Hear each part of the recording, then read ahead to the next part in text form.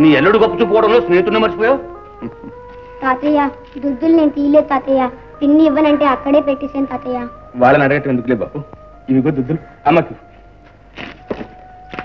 ఏమండి విశ్వనాథం గారు, మీ నగ మీరే పట్టుకెళ్ళండి, మళ్ళీ ఎప్పుడు తేకండి.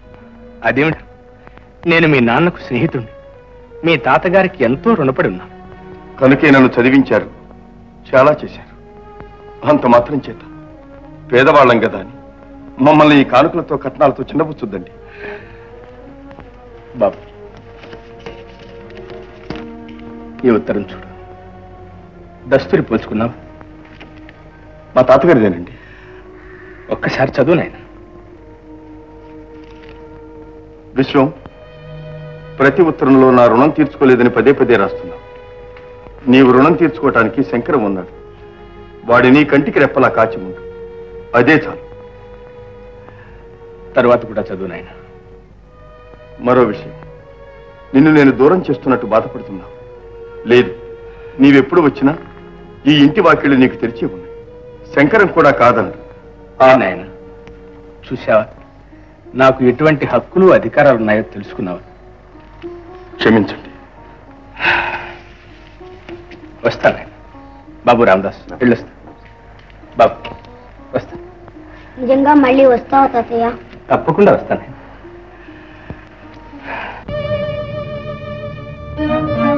నా కోసమని ముందుగా వచ్చావా తల్లి? నా తల్లి వద్దమ్మా, పుట్టింటికి నాకు రుణం తీరిపోయి.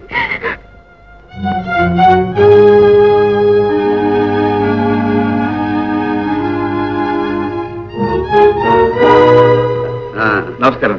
వచ్చారు, దారి కట్టేందుకు లోపలికి వెళ్ళండి. అలాగే.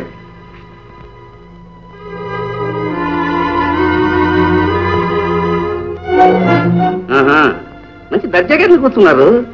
లేవండి లేవండి, పెద్దవాళ్ళ కోసం.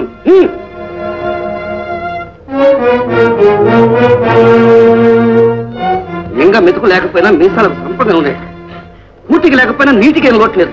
పోనీ ఏదో ఒక రోజు వాళ్ళని వచ్చి కాళ్ళ మీద పడతారు. మనిషే డబ్బులు సంపాదిస్తాడు. ఆ మనిషే సంపదల్ని సర్వాన్ని సృష్టిస్తాడు.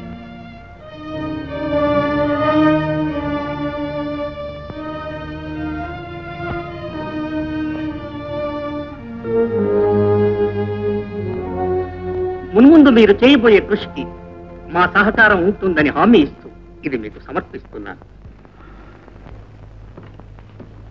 ఏమండి, 800 రూపాయల బిల్లు నగల షాప్ లో ఏం కొన్నారేమిటి? అది కూడా అందులోనే రాసి ఉంటుంది, చదువుకు. ఆ తగలబడ్డ ఇంగ్లీష్ నాకు రాదనేగా. ఏమైతే నాకేం గాని, ఎందుకు కొన్నారో ఎవరికి కొన్నారో చెప్పండి. పట్టాభి గారి పెద్దమ్మాయికి ప్రజెంట్ ఇచ్చారు. ఆ తగాదాల మార్గానికి ఇంత ఖరీదు చేసినాగా ఇచ్చారా? ఇంత వయసు వచ్చి మీకు ఇలాంటి దుర్పతి పుట్టిందే అండి. మోహిని, నువ్వు ఎవరితో మాట్లాడుతున్నావో, ఏం మాట్లాడుతున్నావో కాస్త ఒళ్ళు దగ్గర పెట్టుకుని మాట్లాడు. దాంతో మీకేం సంబంధం, ముందు మీరు మాట్లాడండి. పార్వతి నా పెద్ద కోడలు. ఓహో, ఏం పూత పూసారండి.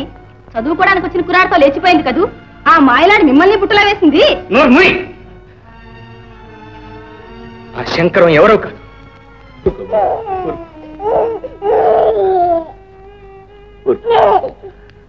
చచ్చి ఏ లోకాను ఉంది. నీ అమ్మ నా బ్రతుక్కంతా ఏడుతుంది. నువ్వు కూడా ఎందుకు క్షమించండి. మీ కంటి తడి ఇంకా ఆరనే లేదు.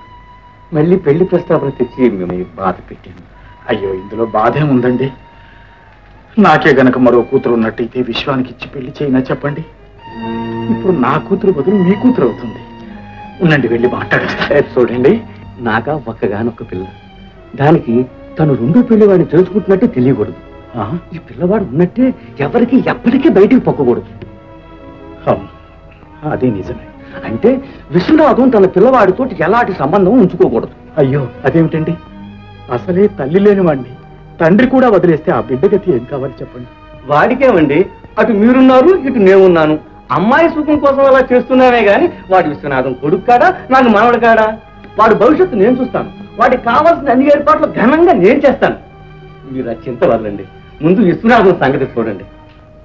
కానివ్వండి, అన్నిటికీ ఈశ్వరుడే ఉంటున్నాడు. ఏది ఏమైనా ముందు విశ్వం పాడు కాకుండా మనం చూసుకోవాలి.